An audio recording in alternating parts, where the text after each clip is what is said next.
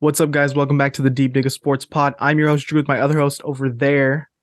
What's up? It's D. Good to see you again. Go ahead and hit that like button. Go ahead and subscribe to the channel. It really helps out. Go ahead and drop some comments. It's going to be a good pod because you know what? The 49ers won. We survive in advance, baby. And guess what?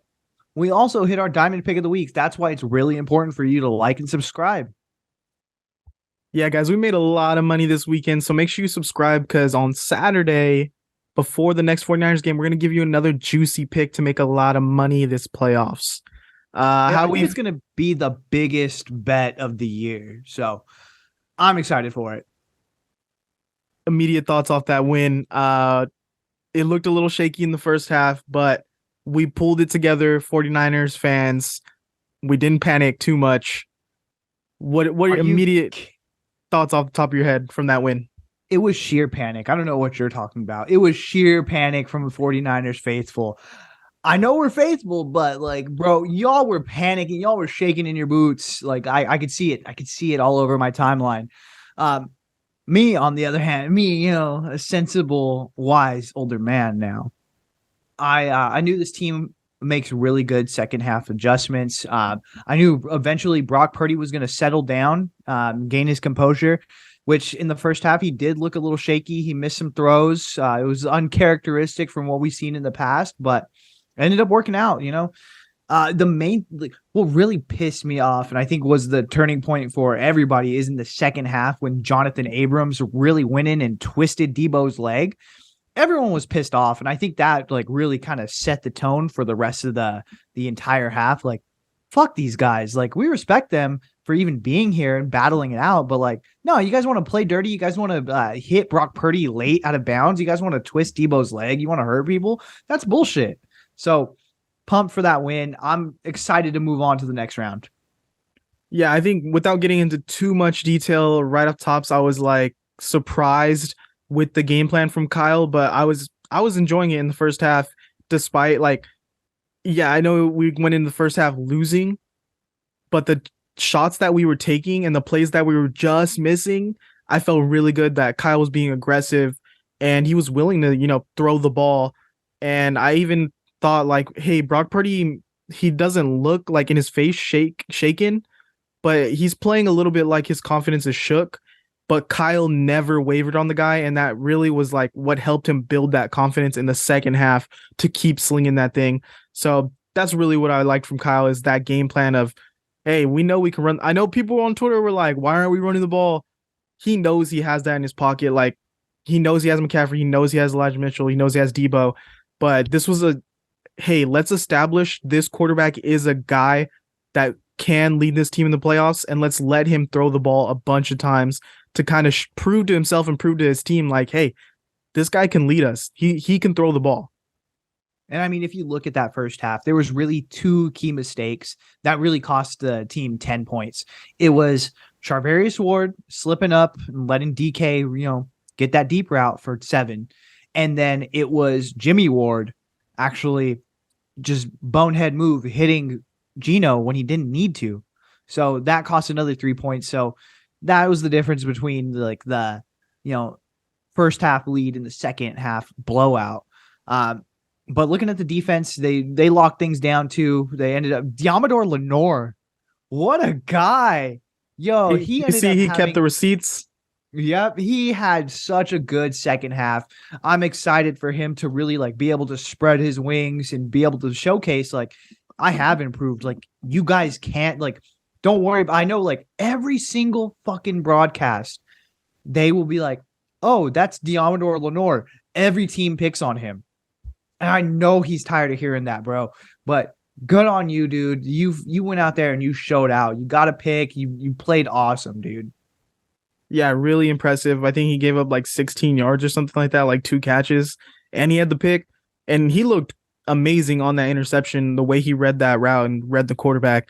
So if we can get that level of play from our corners, this team is dangerous, and they are dangerous right now. We knew going in that the defense was going to be good, if not great. Supposedly Nick Bosa had 0 hurries and 0 pressures. Not the game that I saw. I thought I saw him getting in there, really forcing Geno to step up. But beside from the defense, the offense was the king story of this, was the main story. What did you see from Brock Purdy, and how are you feeling after that performance? I actually feel really good about it. I mean, I think we see even from like the Jaguars game, it is tough for your first go around being a starting quarterback, starting an NFL playoff game. I mean, we've talked about it before. Like Brock Purdy really doesn't get shaken. Brock Purdy's played 4 years starter. He's played in big games before, but there's nothing like starting your first playoff game. Trevor Lawrence went out there and looked like it was his first playoff game and threw 4 fucking picks. Brock Purdy didn't throw any picks.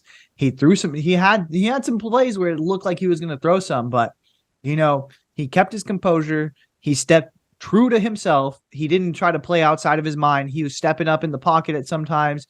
He does need to they need to rein it in with the deep rollout left. People are just keeping contained and they're understanding that's what probably they're going to do. So that's one thing that I would tweak if I was Kyle, and he did in the second half. But he looked awesome, dude. I mean, what more could you ask for? He threw for over 330. He had 3 touchdowns. He was fucking awesome. Yeah, and I see a lot of people on Twitter really trying to tear him down. It's kind of frustrating because you don't want to buy into it. Maybe it's a lot of Seahawks fans. Maybe it's a lot of, I don't want to say Jimmy lovers, really trying to make sure that Brock, doesn't seem like he's real. And he's been real for all the weeks that he started. But I see a lot of people saying well, he almost threw a pick here. He almost threw a pick here. That was a bad throw, even though it connected, the Juwan Jennings one. And I think it's a lot of unwarranted criticism because it wasn't a pick. It wasn't an incompletion. He did blow out the Seahawks in the second half and we won the game. So why are we living in these hypotheticals, really, nitpicking his performance when you can, people wanted to bring up his stats all season. Look at his stats now, over 300 yards, 4 touchdowns. So why are we, saying, well, he was almost bad today? And even you can look at the first half and use the same argument where he missed a lot of wide open throws. He was off. You could say, well, he almost hit those. If he would have hit those, he would have had a crazy day. He would have went for 5 touchdowns, 5 passing touchdowns, 400 yards. So I don't know. I don't like the argument of, well, it was almost a bad throw. Oh, it was almost an intercept. Well, it wasn't. This is what the playoffs are about for quarterbacks. You've seen Trevor Lawrence, first half, 4 interceptions, came back and won. And we're not over here saying oh, he's the worst quarterback ever because he threw those 4 picks. Nah, he's going to the second round. He doesn't give a fuck what your opinion is. He won at the end of the day, and Brock Purdy won at the end of the day, and he looked good doing it. I think more than anything, what it is people made they're going to stand on the mountains of I'm a Jimmy guy, I'm a Trey guy, but at the end of the day, Brock Purdy's going to be the starting quarterback. I don't know, it's not a question in Kyle Shanahan's mind moving forward. He fucking loves this guy. He's able to dial up plays that he wasn't comfortable with Jimmy Garoppolo. He obviously wasn't comfortable with Trey Lance. And I get okay, 4 starts, cool. But at the end of the day, now Brock has how many starts under his belt, and he's looked still amazing. That has to count for something. You know what I mean? That has to show you this guy is actually pretty special. Not anyone can step in there. If we had Skylar Thompson on the team, we're not looking the same. We're not scoring more points with Skylar Thompson than with Jimmy Garoppolo. And Brock Purdy is scoring more than Jimmy Garoppolo. So it's come on, guys. What are we even talking about, bro? Yeah, and there's a quote. Kyle came out and said that he thinks that Brock Purdy sees the game that the way Kyle Shanahan sees the game. And that's what Kyle's looking for. He's not looking. He said before, when he was looking for that Trey Lance, Josh Allen type, he wants a quarterback that can create and do crazy stuff, but he doesn't want that. He wants himself on the field. He doesn't want some veteran who's stuck in his ways. He doesn't want some young guy that's going to run all over the field and not be able to hit these simple throws. He wants a guy that runs his offense the way he would run it if he was a quarterback. And that's what he's found in Brock Purdy, not in Well, Trey did you hear the Lance. mashup he said that he wanted at quarterback? Said he wanted a Drew Brees, and I think it was Lamar Jackson or a Josh Allen. So it's like, bro, you Doesn't kind of got exist. that with Brock Purdy here. He is a very accurate quarterback. Yeah, he needed to clean stuff up this past game. Not going to hold it against him. It was also raining too, but who am I? I'm not a quarterback analyst. I'm not like that in depth as far as his mechanics, but he looked pretty fucking good, and his stat line shows it. So Yeah, but we've just seen the way that Kyle calls the plays for Jimmy Garoppolo, where yeah, when Jimmy's his quarterback, he's gonna say things like, "Well, I just need a guy to like manage the game and like execute what we need to execute," because that's all he has. But he doesn't believe that. And then with Trey Lance, well, I got a guy that can run the ball, run the read option, and really like do some unique things. But he doesn't want that either. We've seen that he doesn't like to run plays for these type of quarterbacks. But Brock Purdy, who can do a little bit of everything, is the perfect Kyle guy where he's like, yo, I'm going to throw the kitchen sink at this defense because this guy, I believe, can do exactly what I want to do in this offense. And sometimes it's not about the like raw talent. It's about the fit. And Kyle looks like he's loving the combo of him and Brock Purdy right now. I mean, what else is he dialing up? A double fake screen George Kittle up the middle. Yeah, and that's what I'm saying. Like people before like the playoffs wanted to say, "Oh, well, Jimmy and Brock stats look pretty similar. So like is he really that much better?" Watch the game because there's a difference between Jimmy's touchdowns and Brock's touchdowns. First of all, Brock was getting way more touchdowns, but when's the last time you saw Brock Purdy throw a screen that went for 70 yards and that's why he had stats? Yeah, That's all Jimmy's stats was Debo going off on screens or the running back on screen, Kittle on a quick screen, or like someone getting a quick slant and taking it to the house.